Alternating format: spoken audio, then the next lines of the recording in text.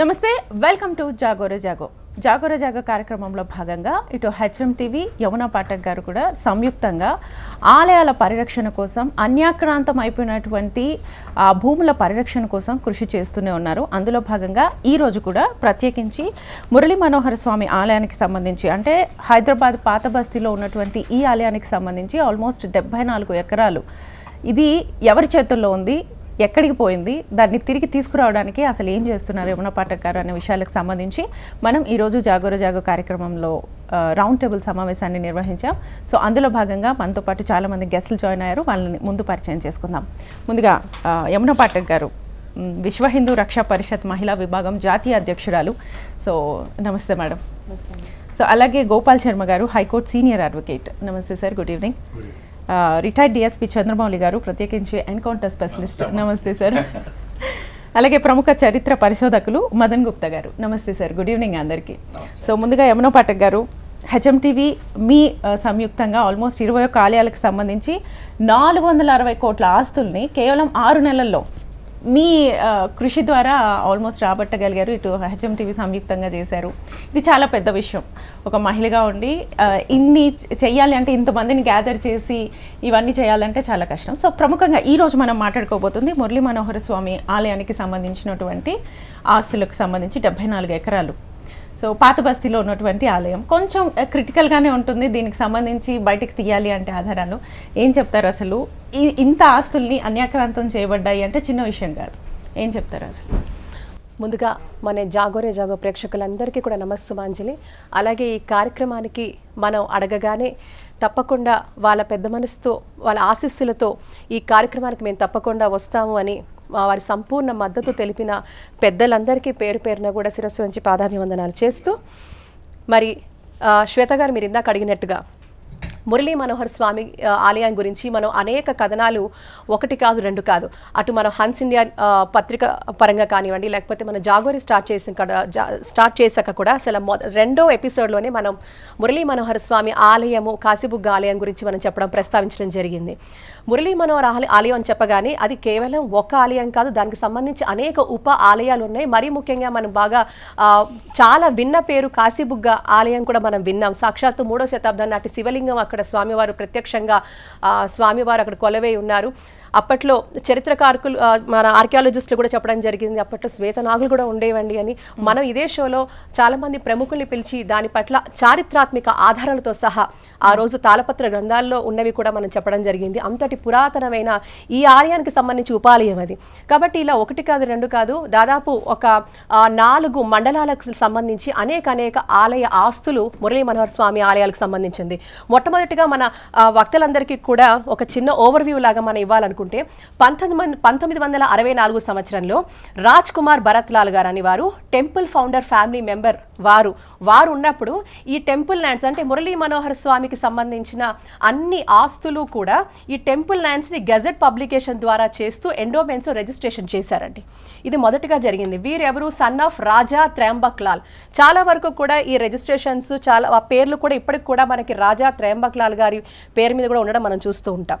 అలాంటి తరుణంలో ఈ ఆలయానికి సంబంధించి దాదాపు 4 గ్రామాలలో 4 మండలాలు, అలాగే కిషన్ బాగ్, అత్తాపూర్, ఉప్పర్పల్లి, కిషన్ గుడ, ఈ 4 గ్రామాలనే మీరు చూసుకుంటే దాదాపు 74 ఎకరాలు ఉండేవి.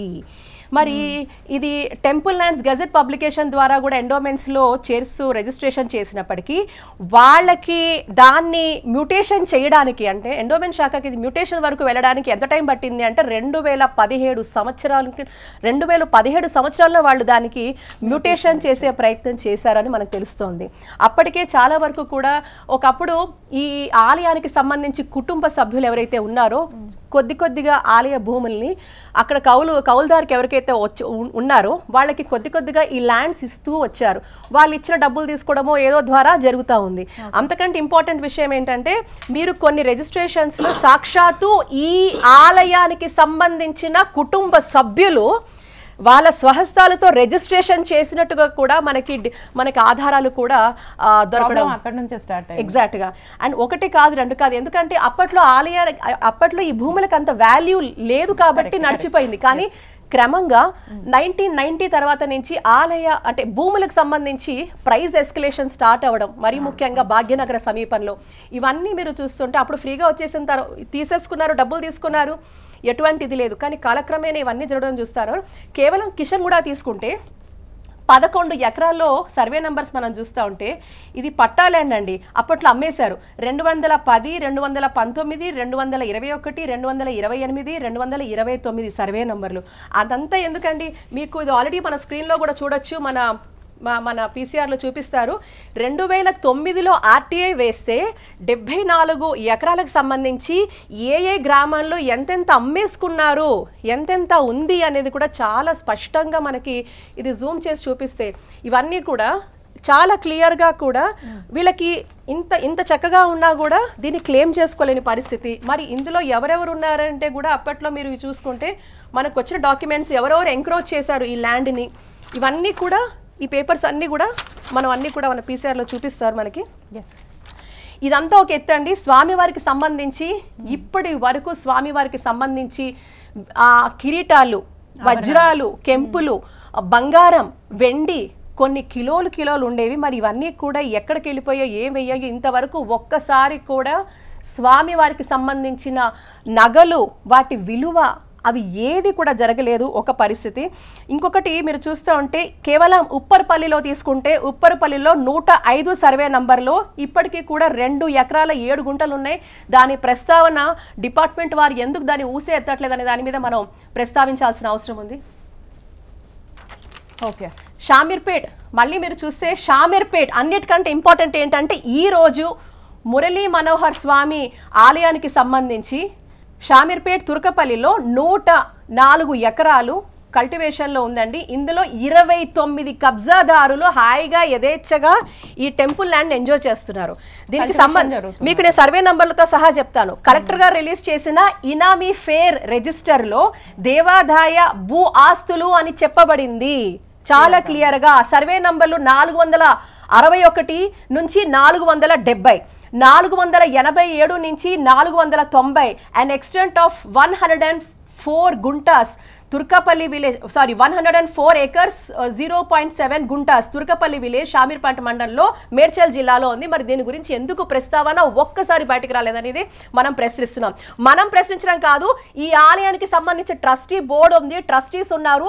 మరి వీరు ఏ రోజైనా కూడా ఈ ల్యాండ్ని కాపాడడానికి ఎప్పుడైనా వాళ్ళ గణం వినిపించారా, ప్రస్తావించారా, మాట్లాడారా అనేది ఈరోజు జాగోరే జాగో మాధ్యమంగా మనం ప్రశ్నిస్తున్నాం.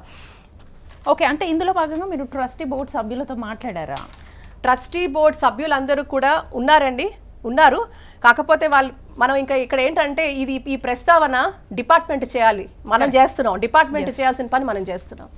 ఓకే సో కంప్లీట్గా ఒక వ్యూ అయితే ఇచ్చారు. సో ఈ ఆలయానికి సంబంధించినటువంటి ఆభరణాలు కానీ 100 ఎకరాలు 1000 కోట్ల ఆస్తులు. ఈ రోజు మన పెద్దలు ఇంతమంది ఉన్నారు, వాళ్ళని ఒకటే ప్రశ్న, ఒక్క గుడిని టచ్ చేస్తేనే 100 ఎకరాలు 1000 కోట్ల ఆస్తులు. అక్కడ ఈ రోజు డొనేషన్ మీద స్వామివారికి ఇయ్యండి అయ్యా, మా ప్రసాదం పెట్టుకుంటాం, స్వామివారికి ఇయ్యండి అయ్యా, పువ్వులు పెట్టుకుంటాం అనే పరిస్థితి ఎందుకుంది? స్వామివారికి ఉన్న ఆస్తులన్నీ ఎక్కడ పోయాయి, ఏం చేస్తున్నారు, ఎందుకు కళ్ళు మూసుకొని చూస్తున్నారు, నిద్రావస్థలో లేరు, నిద్రపోయినట్టు ఎందుకు నటిస్తున్నారు? ఈ వ్యవస్థ అనేది ఈ రోజు బాధాకరం. ఆ ఒక్క గుడిని టచ్ చేస్తే 1000 కోట్లు ఉన్నప్పుడు మన గుళ్ళకి ఎవరు డబ్బులు ఇవ్వక్కర్లేదు. మన గుళ్ళకి ధూపదీప నైవేద్యాలకి మనం వెళ్ళి అయ్యా మాకు డబ్బులు ఇవ్వండి అని అనక్కర్లేదు. మన అర్చక వ్యవస్థ బాగుంటుంది, మన ఆలయ వ్యవస్థ బాగుంటుంది, సమాజం బాగుంటుంది. ఇలా ఎన్ని చెయ్యొచ్చండి. ఉద్యోగ వ్యవస్థ బాగుంటుంది. ఒక ప్రయాగ్రాజ్ మీరు తీసుకుంటే ప్రయాగ్రాజ్ కేంద్రంగా ఈ రోజు మీరు చూస్తా ఉంటే ఆర్ వి నాట్ ఉత్తరప్రదేశ్ రాష్ట్రాన్ని తీసుకుంటే ఒక టెంపుల్ టూరిజం ద్వారా what is that we are contributing to countries GDP ఒక్కసారి మీరు చూడండి. అంటే ఒక దేశ ఆర్థిక వ్యవస్థకు వనరులకు మన ఆలయాలు కేంద్ర బిందువుగా ఉంటుంటే మన తపోభూమి మన ప్రాశస్త్య మహానగరంలో ఎందుకు ఇంకా చౌటివాడి ముందు శంఖ ఊదినట్టు ఉంటున్నారనేదే ప్రశ్న. మరి పెద్దలందరూ ఉన్నారు, మరి వారిని అడిగి తెలుసుకుందాం. అందరూ హిందువులే సార్. ఇక్కడ పాయింట్ ఏంటంటే హిందూ ఆలయాలని కాపాడుకోవాలి. దేవాదాయ శాఖ, రెవెన్యూ శాఖ, జిహెచ్ఎంసి అన్ని శాఖలండి, అన్ని శాఖలు ఇంటర్లింక్డ్ ఇక్కడ. ఎందుకు రెవెన్యూ వ్యవస్థ, జిహెచ్ఎంసి ఎందుకు అన్ని వ్యవస్థలు చూసి అండ్ చూడండి. మరీ ముఖ్యంగా కిషన్ బాగ్ లో మీరు తీసుకుంటే స్వామివారి ఆలయానికి సంబంధించి కిషన్ బాగ్ లో నుంచి కిషన్ బాగ్ నుంచి కాశీబుగ్గ ఆలయం వరకు ఒక అన్యమతస్తులకు ఇచ్చి ప్లాటింగ్ చేసి అమ్మేశారండి వీళ్ళు. ఇచ్చిన వాళ్ళు హిందువులు, అమ్మిన వాళ్ళు అమ్మింది అన్యమతస్తులకి. ఇక్కడ బాధ్యత ఎవరి మీద బాధ్యత మనం చెప్పాలి, మనమే ఇంట్రాస్పెక్ట్ చేసుకోవాలి. ఓకే ఓకే, సో ఇది నేపథ్యం. ఓకే సార్, మీరు మాట్లాడండి సార్. మదన్ గుప్తా గారు ప్రముఖ చరిత్ర పరిశోధకులుగా, ప్రతి ఆలయానికి అంటే పురాతన ఆలయాలు ప్రతి ఆలయానికి ఇలాంటి భూములు చాలా ఉంటాయి. అది సామాన్య జనాలకు తెలియదు. ఇంతకుముందు మాట్లాడుకున్నట్టు అంటే this property belongs to temple zone అనేది మనం చాలా తక్కువగా చూస్తుంటాం.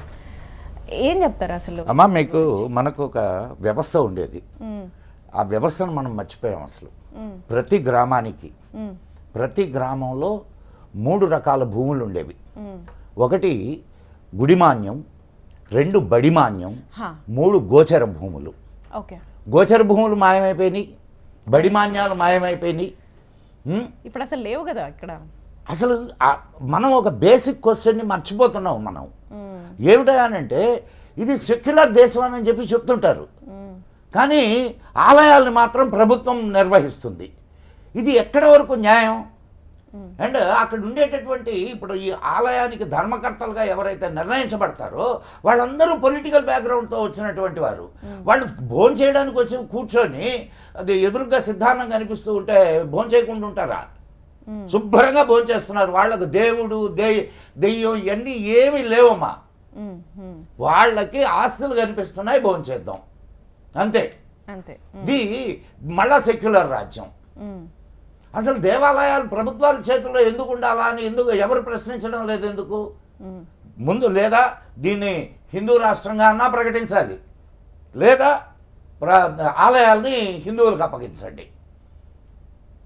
కొన్ని కోట్ల రూపాయల ఆస్తులు ఉన్నాయమ్మా. ఇదే భాగ్యనగరంలో సికింద్రాబాద్లో వెంకటేశ్వర స్వామి దేవాలయం ఉన్నది. దానికి ఆ చుట్టుపక్కల అసలు మీకు 1 ఇంచ్ స్థలం అక్కడ ఖాళీ కనిపించదు. అంతే, మొత్తం దత్తా పహాడ్ ఉంది, మొత్తం కొండ ఆక్యుపై చేశారు. ఆ మొత్తం ఆ ఏరియా అంతా కూడా దత్తాత్రేయ స్వామిది. ఇట్లా దేశంలో ఎన్ని వేల ఎకరాలు కొల్లగొట్టారో, భోంచేశారో మనం చెప్పనలివి కాదు. ఇదంతా ఎండోమెంట్ అధికారుల చేతుల్లో ఉంటుంది, వాళ్ళు పరిరక్షణ చెయ్యాలి వీటికి సంబంధించి. అప్పుడంటే యమునా పాఠక్ గారు చెప్పారు, ఎండోమెంట్ డిపార్ట్మెంట్ ఎవరి చేతుల్లో ఉంటుందమ్మా? కరెక్ట్, మళ్ళా అక్కడికే కదా పోతుంది. రాజకీయ వ్యవస్థలో ఎవరున్నారు?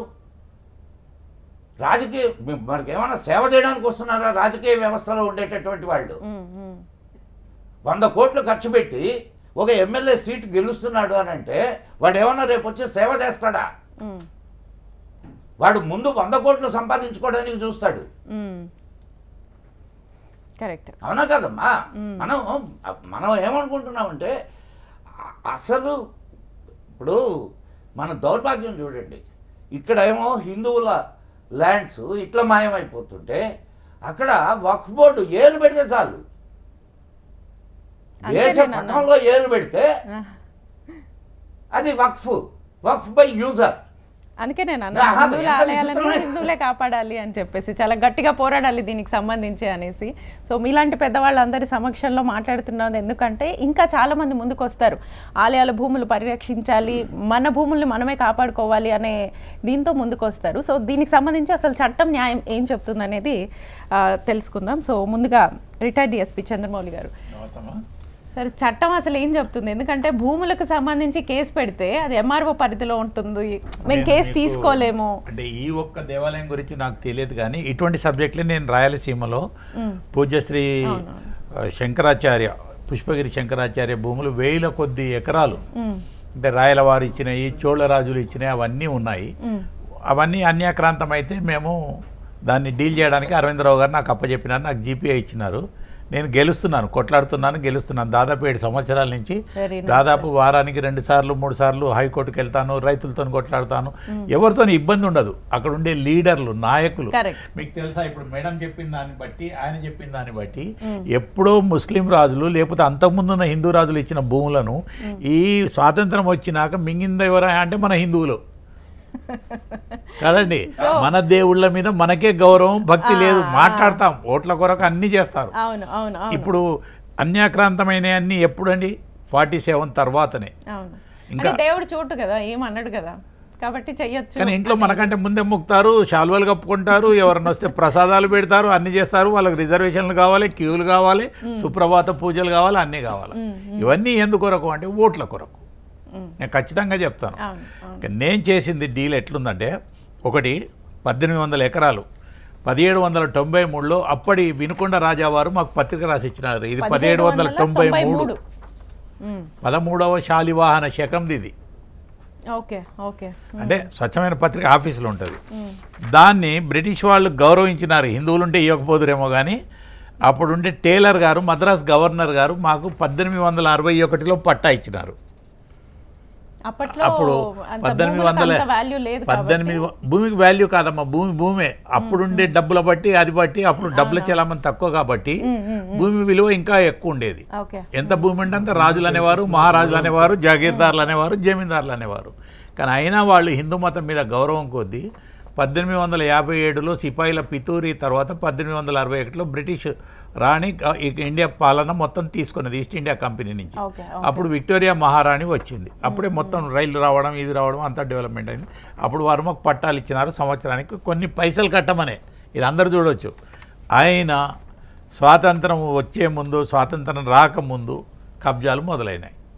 ఎక్కడ భూమి ఉంటే దాన్ని దున్నుకోవడం, ఇంకా టౌన్లు రాకముందు దున్నుకోవడం, కౌలు ఎగ్గొట్టడం. మా పని ఏమంటే భూములు, జాగీర్దారులు, రాజులు ఇచ్చిన భూముల మీద అవి కౌలుకి ఇచ్చి వాళ్ళు ఏదో డబ్బులు ఇస్తే దాన్ని యజ్ఞాలకు, యాగాలకు, ప్రపంచంలో శాంతి కొరకే.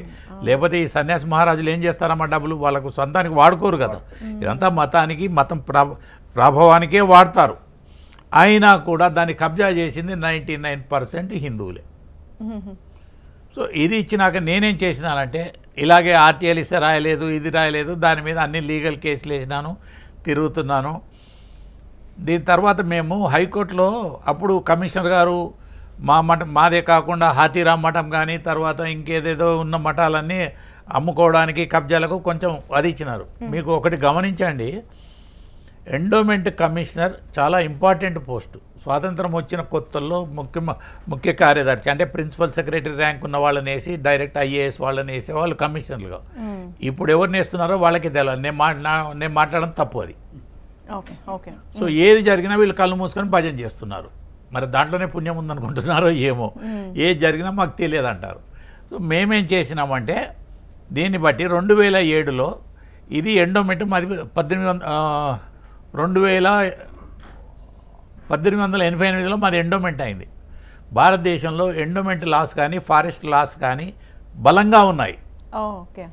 అది ఎవరు కబ్జా చేసినా వారి పేరు మీద మారదు, అన్లెస్ ఎండోమెంట్ అధికారులు కుమ్ముక్కై చేస్తే తప్పితే. దాని మీద 2005లో ఒక రిట్ పిటిషన్ వేసినారు హైకోర్టులో. అప్పుడు కంబైన్ స్టేట్ ఉండేది. కమిషనర్ గారు ఇట్లా చేస్తున్నారంటే దాని మీద సిబిఐ ఇన్వాల్వ్ అయింది, ఏసీబీ ఇన్వాల్వ్ అయింది, చాలా పెద్ద రగడైంది. అప్పుడు ఇచ్చిన అంటే చీఫ్ జస్టిస్ పేరు నాకు నోటికి రావడం లేదు కానీ ఈజ్ ఎ ముస్లిం. దాని మీద వాళ్ళు ఏం చేసినారంటే కమిషనర్ పవర్స్ తీసేసినారు. కమిషనర్స్ డైరెక్ట్గా అమ్ముకోవడానికి పర్మిషన్ ఇవ్వడం లేదు, హైకోర్టు పర్మిషన్ కాంది అని. ఆ ఆర్డర్ మేము తెచ్చి ఈ మా 1800 ఎకరాలను బ్లాక్ లిస్ట్లో చేర్పించినాం. రిజిస్ట్రేషన్లు చేయకూడదు. అది వరకు చేసుకున్న వాళ్ళు కూడా బిడ్డల కట్నం కింద అల్లులకి ఇచ్చుకోవడము, బ్యాంకు లోన్లు అవన్నీ బంద్ అయిపోయినాయి. అప్పుడు వాళ్ళు ఫస్ట్ చంద్రబాబు నాయుడు గవర్నమెంట్ ఉన్నప్పుడు కోడెల శివప్రసాద్ గారు స్పీకర్ ఉన్నప్పుడు వాళ్ళు కాంప్రమైజ్కి వచ్చినారు. కాంప్రమైజ్కి వస్తే సరే, తర్వాత ఈ డెవలప్మెంట్స్ ఇవన్నీ అయినాయి, ఎంతో కొంత పర్సంటేజ్ ఇస్తామన్నారు, ఇండ్లు అయినాయి, టౌన్ అయింది. ఇప్పుడు బ్రహ్మానందరెడ్డి గారు 69లో ముఖ్యమంత్రి ఉన్నప్పుడు మన ఇది ఉంది కదా నాగార్జున కొండ, అక్కడ నాగార్జున సాగర్ ప్రాజెక్ట్ వచ్చింది.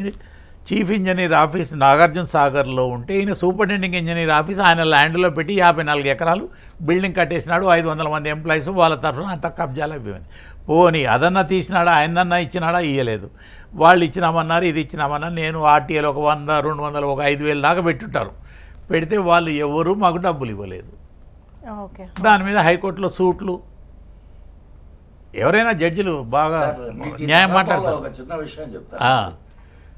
1947 ఆగస్టు 15 దానికి ముందు వరకు బ్రిటిషర్స్ చాలా చక్కగా నేను చెప్పినాను కదా, వీటిని కాపాడారమ్మా, మన ఆస్తుల్ని కాపాడారు. కూడా వాళ్ళు ఇచ్చిన సర్వే నెంబర్స్ ఆ పాయింట్స్ మొత్తం అలానే ఉన్నాయి సార్, ఇప్పటికి కూడా అలానే ఉన్నాయి భూములకి. కాకపోతే వీళ్ళు వాళ్ళు చాలా గౌరవించారమ్మా బ్రిటిషర్స్ మన మత ధర్మాలని. మీకు ఒక చిన్న ఇన్సిడెంట్ చెప్తానండి. అంటే 1996లో ఒకసారి, 2006లో ఒకసారి రీసర్వే అయింది. కానీ దాన్ని బయటకు రానియలేదు, గజెట్లు రానియలేదు. గజెట్ వస్తేనే అది చెలామని. మా ల్యాండ్ కూడా సర్వే కాలేదు ఇప్పటి వరకు, చేయనీయం. ఇప్పుడు కాంప్రమైజ్ అయినాము, రీసర్వే చేసినాము, కాంటెంప్ట్ వేసినాను, చీఫ్ సెక్రటరీని, ఎండోమెంట్ సెక్రటరీని పిలిపించినాను. ఇప్పుడు ఇట్లాంటి దాంట్లో ఒకవేళ నేనుంటే ఇది మనకు ఒకటి ఎండోమెంట్ ట్రిబ్యునల్ అని ఉంటుందండి, ట్రిబ్యునల్లో కేసు వేస్తాము. ఇప్పుడు నాకు కూడా చాలా మటుకు నేను 3 సంవత్సరాలకు ఒకసారి ల్యాండ్ ఆక్షన్ చేపియాలి, ఏసీ రావాలి.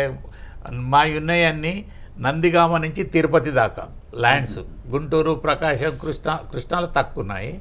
సో ఆ బెల్ట్ తర్వాత ఇటు కొత్తకోట నుంచి పేనుకొండ దాకా మొత్తం రాయలసీమ బెల్ట్లనే మా ల్యాండ్స్ ఉన్నాయి. రాయలసీమ రోజు మండేదే కదండి, పీఠం అక్కడదే. జాగోరే జాగో కార్యక్రమంలో భాగంగా అన్యాక్రాంతం అయిపోయినటువంటి ఆలయ భూములు, అది దేవుడి మాన్యం మనం అనుకున్నట్టు. సో ఇది అన్యాక్రాంతం అయిపోయినటువంటి భూములకు సంబంధించి మనం ప్రతి జాగోరే జాగో కార్యక్రమంలో చర్చించుకుంటూనే ఉన్నాం. బట్ పర్టికులర్గా ఈ ఎపిసోడ్లో కార్యాచరణ ఎలా ఉండాలి, అసలు ఎలాంటి యాక్షన్ తీసుకోవాలి, ఒకవేళ ఇప్పుడు మాట్లాడిన తర్వాత కూడా యాక్షన్లోకి వెళ్ళకపోతే ఎలాంటి స్టెప్స్ తీసుకుంటాం అనే విషయాల గురించి మనం మాట్లాడుకుందాం. ఏదైనా సరే పరిష్కార దిశగా మనం వెళ్ళాలి. ఒక అంశం గురించి మాట్లాడుకున్న తర్వాత అది పరిష్కారం కాకపోతే ఊరికే మాటల వరకే పరిమితం అవుతుంది. కాబట్టి పరిష్కార దిశగా కూడా మనం మాట్లాడుతున్నాం. సో గోపాల్ శర్మ గారు, హైకోర్టు సీనియర్ అడ్వకేట్. సార్, మీరు అన్యాక్రాంతం అయిపోయినటువంటి ఆలయ భూములకు సంబంధించి యమునా పాఠక్ గారి సమన్వయంతో మీరు చాలా భూముల్ని ఆల్రెడీ కేసు వేసి ఆల్రెడీ చాలా భూములు వెనక్కి తీసుకురావడం జరిగింది. సో పర్టికులర్గా ఈ ఆలయ భూములకు సంబంధించి ఏం చెప్తారు, అసలు మీ అడ్వైజ్ ఏంటి? ముందుగా జాగోరే కార్యక్రమానికి విచ్చేసినటువంటి ప్యానెల్లో ఉన్న పెద్దలందరికీ మీకు మనస్ఫూర్తిగా నమస్కారం తెలుపుతున్నాను. ఇదేంటమ్మా, ఇది ఒకటే కాదు, ఓల్డ్ సిటీలో 21 టెంపుల్స్కి సంబంధించి దాదాపు 10,000 కోట్ల రూపాయల విలువైన భూములు ఉన్నాయి. 10,000 కోట్లు on record. I'm telling you today. ఉంటుంది, మనకు తెలిసింది 10,000 కోట్లు అంటే ఇంకా ఎక్కువ ఉంటుంది. అయితే ఇప్పుడు ఇంతకుముందు పెద్దలు చాలామంది చెప్పారు. అయితే ఈ రాధాకృష్ణ టెంపుల్ కానీ, మురళీకృష్ణ ఆలయం కానీ, కిషన్ బాగ్ టెంపుల్, వీటన్నిటికీ 1700 సంవత్సరాల చరిత్ర కూడా రికార్డు ఉంది మన దగ్గర. ఎండోమెంట్ డిపార్ట్మెంట్లో ఉంది. గతంలో నిజాం పీరియడ్లో ముంతకాబ్ అని ఇచ్చారు. ముంతకాబ్ is nothing but it is a title. Titles ఉన్నాయి, మనకు ల్యాండ్ ఉంది. అయితే నిత్య పూజ జరగట్లేదు, ధూపదీప నైవేద్యాలు జరగట్లేదు, ఏమీ లేవు. ఎందుకు అని అంటే ఒకటే బూచి చూపిస్తారు, ఓల్డ్ సిటీలో ఉన్నాయండి. What is this non sense? అయితే ఏంటి, ఈ పర్టికులర్ మురళీకృష్ణ టెంపుల్లో అప్పుడున్నటువంటి రాజ్ కుమార్ వాళ్ళంతా ఫౌండర్ ట్రస్టీలు 1964లోనే ఎండోమెంట్కి ఇచ్చేశారు. వన్స్ ఎండోమెంట్ ఈజ్ డిక్లేర్డ్, అది ఆల్వేస్ ఎండోమెంట్ ప్రాపర్టీ కిందనే పరిగణించాలి. గజెట్ పబ్లికేషన్ కూడా ఉంది. ఏదో అదేది మ్యుటేషన్ కాలేదంటారు, మ్యుటేషన్ అయిపోయిన తర్వాత. బట్ ఇక్కడ ఏంటంటే ఇప్పుడు ఇంతకుముందు మనం అనుకున్నట్టు ఆ ఓల్డ్ సిటీ పెరిగిన కొద్దీ వాళ్ళు కబ్జాదారులు ఎక్కువైపోయి ముస్లిమ్స్ అక్కడ ఉన్నటువంటి పూజారులను కానీ వాళ్ళ కుటుంబ సభ్యులను కానీ భయపెట్టి అక్కడి నుంచి పలాయనం చేసే దిశగా వాళ్ళు కొట్టటము, తిట్టటము, రాళ్ళు వేయటము, గుళ్ళోకి వచ్చి గొడవలు చేయటం, ఇవన్నీ చేస్తూ ఉంటే వీళ్ళు భయపడిపోయి కొన్ని భూములు అమ్ముకున్న మాట వాస్తవమే. అది కూడా తప్పే. అసలు ఎండోమెంట్లో నోటిఫై అయిన తర్వాత అమ్మినా చెల్లదు. 50 ఏళ్ల తర్వాత కూడా ఎండోమెంట్ డిపార్ట్మెంట్ పోయి దాన్ని రిటైన్ చేసుకోవచ్చు, తీసేసుకోవచ్చు వాపస్ కూడా చట్టబద్ధంగా. సుప్రీంకోర్టే చెప్పింది, ఇది మనం కాదు చెప్పింది. సుప్రీంకోర్టు చాలా కేటగారికలీ ఎండోమెంట్ భూములు, తర్వాత ఏదైతే ఈ ప్రభుత్వ భూములు వేరే ఇతర వాళ్ళు ఎవరైనా కబ్జాలు చేస్తే వితౌట్ ఇష్యూయింగ్ ఎ నోటీస్ డెమాలిష్ చేయమని చెప్పింది. అసలు హిందువులకు తప్పితే వేరే వాళ్లకు లీజ్కి ఇవ్వద్దు, వాళ్ళను దగ్గర రానివ్వద్దు అని రూల్ ఉంది, Yes. జీవో ఉంది, కోర్టు జడ్జిమెంట్లు కూడా ఉన్నాయి దీంట్లో. ఇంకొకటి ఇందులో ఏంటంటే ఇంకో హైకోర్టు జడ్జిమెంట్ ఉంది మద్రాస్ సార్ ఒక్క నిమిషం, ఇంకో ఇంపార్టెంట్ ఏంటంటే మనకు సుబ్రహ్మణ్య స్వామి బీజేపీ ఎంపీ గారు 1995లో తమిళనాడులో దాదాపు 35,000 దేవాలయాలకు సంబంధించి, ముఖ్యంగా అరుణాచలం టెంపుల్ స్వామి గారికి తెలుసు అనుకుంటా, అది అరుణాచలం టెంపుల్ కానీ మిగతా చాలా టెంపుల్స్వి దాదాపు 80,000 కోట్ల రూపాయలు ఇప్పటికి తిని ఉన్నారు వాళ్ళు గత 50-60 సంవత్సరాలుగా. ఒక్క రూపాయి కట్టట్లేదు. ఆ ట్రస్టీలు వాళ్ళందరూ యాక్చువల్ ఒరిజినల్ ట్రస్టీస్ని ఎడగొట్టేసి ఈ సోకాల్డ్ ద్రావిడ్లు ఎవరైతే కబ్జాలకు వచ్చారో 60 నుంచి 70,000 కోట్ల రూపాయలు ఈ రోజు వరకు కూడా సుప్రీంకోర్టు చెప్పినా కూడా నా టెంపుల్కి కట్టట్లేదు, డిపార్ట్మెంట్కి కట్టట్లేదు, ప్రభుత్వానికి కట్టట్లేదు. అది డిస్ప్యూట్లో పడేశారు. ఏంటి డిస్ప్యూట్ అంటే ఎండోమెంట్ ట్రిబ్యునల్ సంవత్సరాల తరబడి సాగదీయటం, అదొక మోడస్ ఆపరెండి. అదేంటి వెక్సేషియస్ లిటిగేషన్ అంటాం మేము లీగల్గా. ఆ వెక్సేషియస్ లిటిగేషన్లో పడేసేది. అక్కడ ఎండోమెంట్ డిపార్ట్మెంట్లో దానికి పరిష్కారమే రాదు. ఎందుకంటే ఎండోమెంట్ డిపార్ట్మెంట్లో కూడా అలసత్వము, వాళ్ళు కూడా మిలాఖత్ అయి ఉంటారు వీళ్ళకి. రెవెన్యూ వాళ్ళు, పోలీస్ వ్యవస్థ, ఎండోమెంట్ డిపార్ట్మెంట్, ఈ ముగ్గురు కూడా వాళ్ళకు సమన్వయం లేకుండా ఇదే ఇష్యూ చెప్తా. మొన్న మురళీకృష్ణ ఆలయం గురించి మన యమున పాఠక్ గారు 8-9 గంటలు అక్కడ నిరాహార దీక్ష చేస్తే, చివరి గోపాలకృష్ణ టెంపుల్లో నిరాహార దీక్ష చేస్తే పోలీస్ కంప్లైంట్ ఇస్తే, అక్కడ ఎవడో అయూబ్ ఖాన్ అని వాడు అప్పటికే మన టెంపుల్ ల్యాండ్లోకి వచ్చి ఇల్లీగల్గా కడుతున్నాడు అని కంప్లైంట్ ఇస్తే, ప్రజావాణిలో కూడా మేమిద్దరం వెళ్ళి కంప్లైంట్ ఇచ్చాం జిల్లా కలెక్టర్ గారికి. ఇదంతా 1 మంత్ కింద, 15-20 ఏమండి 1 మంత్ కింద రీసెంట్గా ఇస్తే, వాళ్ళు ఇప్పటిదాకా అటు వచ్చి చూసిన పాపాను పోలేదు. అంతే. పోలీస్ ఇంకోటి ఇక్కడ అన్న పోలీస్ సీనియర్ పోలీస్ ఆఫీసర్ ఉన్నాడు. పోలీస్ ఆఫీసర్స్ ఏమంటారు, మేము పోతే అక్కడ ఏం కొట్లాటలు కావట్లేదు కదండి, అంటే మేము కొట్టుకొని చచ్చిపోతే కత్తిపోట్లు పొడుచుకుంటే అప్పుడు వస్తారా మీరు? వాడు ఎవడో ఇల్లీగల్గా కబ్జా చేసుకున్నాడు, అరే దానికి కోర్టు ఆర్డర్ ఉంది, స్టే ఆర్డర్ ఉంది, వాడే ఒక ఫాల్స్ హైకోర్టులో కేసు వేసి స్టే తెచ్చుకున్నాడు. కొన్ని రోజుల తర్వాత హైకోర్టు స్టే ఎత్తేసింది. స్పెషల్గా ఆర్డర్లో కేటగారికల్గా ఆర్డర్లో ఏముందని చదివాను. ఆర్డర్లో కన్స్ట్రక్షన్ ఆపండి అని ఉంది. డైరెక్షన్ ఎవరికి ఉంటుంది? ఎండోమెంట్ డిపార్ట్మెంట్కి, పోలీస్కి, రెవెన్యూకి, జిహెచ్ఎంసీ. ఈ నలుగురు పట్టించుకోవట్లేదు. తర్వాత మీకు వస్తుంది అది. నేను అడుగుతా మిమ్మల్ని నా క్వశ్చన్. ఇక్కడ ఈ 4 డిపార్ట్మెంట్ల యొక్క అలసత్వం వల్ల వాళ్ళు డబ్బులు తిన్నారా, ఏం తిన్నారా కానీ ఆ భూములు మటుకు అన్యాక్రాంతం అయిపోతుంది. అంటే సార్ ఇక్కడ ఒక డౌట్ ఏంటంటే, ఎండోమెంట్ బోర్డు దగ్గర ఉంటే ఇప్పుడు అసైన్మెంట్ ల్యాండ్స్, పట్టా ల్యాండ్స్ అని ఉంటాయి మామూలుగా. ఏదైనా కేసు పెడితే అది సివిల్ కేసు, ఇందాక మీరు అన్నట్లుగా అక్కడ గొడవలు జరగట్లేదు కదా అంటారు. ఫస్ట్ పోలీసులు కేసు తీసుకోరు, అది సివిల్ కేసు కాబట్టి తీసుకోరు, డైరెక్ట్ ఎంఆర్ఓ చెప్తేనో లేకపోతే వాళ్ళు చెప్తేనో అనేది వస్తుంది కదా సార్. అప్పుడు అసలు ఎక్కడ స్టార్ట్ అవ్వాలి అసలు ఎండోమెంట్ బోర్డు దగ్గర నుంచి రిజిస్ట్రేషన్స్ కాకుండా? కానీ సార్ ఇక్కడ పోలీసులు ఇంటర్ఫీర్ అవ్వద్దని వాళ్ళ ఆర్డర్ హైకోర్టు నుంచి వాళ్ళకు లేదు.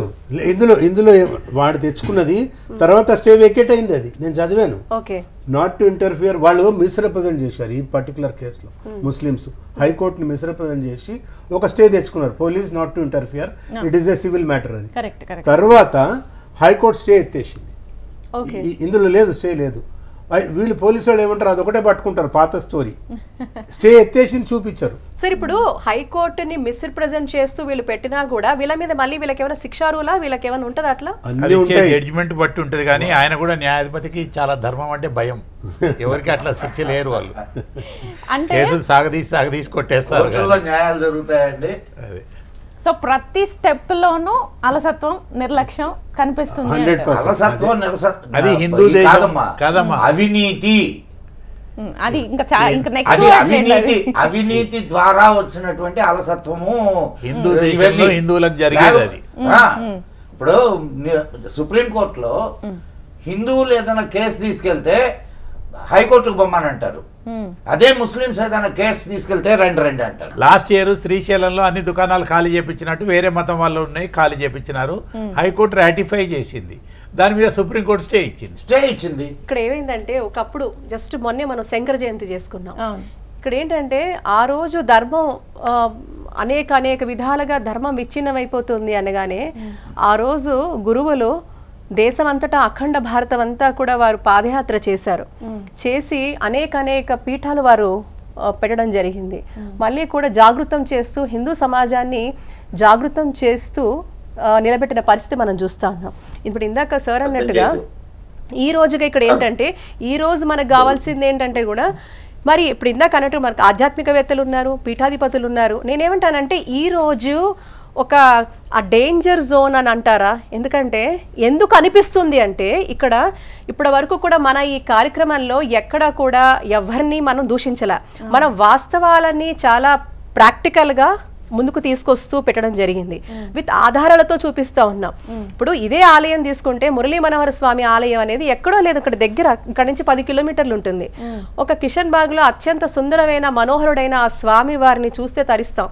ఎంతో అద్భుతమైన కథనాలు ఉన్నాయి ఆ స్వామి వారిని. నేను ప్రత్యక్షంగా నాకున్న అనుభూతులు ఎన్నో ఉన్నాయి ఆ స్వామి వారితో. కాబట్టి ఇక్కడ ఏంటంటే మన ధర్మం ఏం చెప్తుంది, మనం ఒక క్యాంపెయిన్ స్టార్ట్ చేసాం, మన గుడి మన బలం. ఇక్కడ చరిత్రకారులు ఉన్నారు, వారు చెప్తారు మన గుడి మన బలం అనేది ఈరోజు కొత్త నినాదం కాదు. ఒకప్పుడు రాజులు రాజ్యాలు వెళ్ళినప్పుడు కూడా ఆ రాజైనా కూడా ఆ ఒక దేవీ దేవతకు తల వంచిన పరిస్థితి, ఆ దేవత అనుగ్రహం కలిపి ఉంచిందే దేవాలయం. సామాజిక దృష్టిలో సమాజాన్ని మొత్తాన్ని ఒక ఊళ్ళో ఒక గుడి ఉంది అని అంటే ఆ ఊళ్ళో ఉన్నటువంటి అన్ని కులాల వాళ్ళు గుడితో సంబంధం ఉండేది. అండ్ ప్రతి దానికి గుడి కేంద్రంగా ఉండేది. అసలు మీకు భారతదేశంలో గుడులు ఇచ్చినటువంటి అంటే గుడులు పోషించినటువంటి పాత్ర మీరు ఊహించలేరు.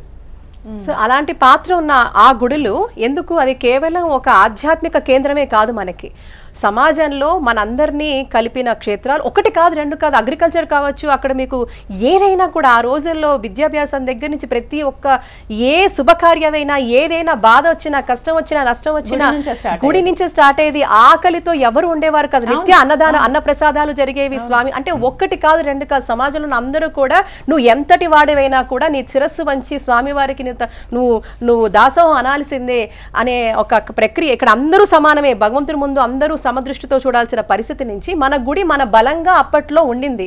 అదే ప్రయత్నం మనం చేస్తున్నాం. ఈరోజు అనుకోవచ్చు ఏ గుళ్ళలో ఏముందండి, గుళ్ళ గురించి కూర్చొని మాట్లాడుతున్నారు అంటే ఈరోజు నిజంగా పెద్దలందరికీ నమస్కరిస్తున్నాను. ఎందుకంటే ఒకప్పుడు మనం ఇది మొదలు పెట్టినప్పుడు గుడి గురించి ఏం మాట్లాడతామండి అనే ఒక పరిస్థితి నుంచి గుడి గురించే మాట్లాడాలి, గుడి వ్యవస్థ గురించే మాట్లాడాలి, మన గుడే మన బలము.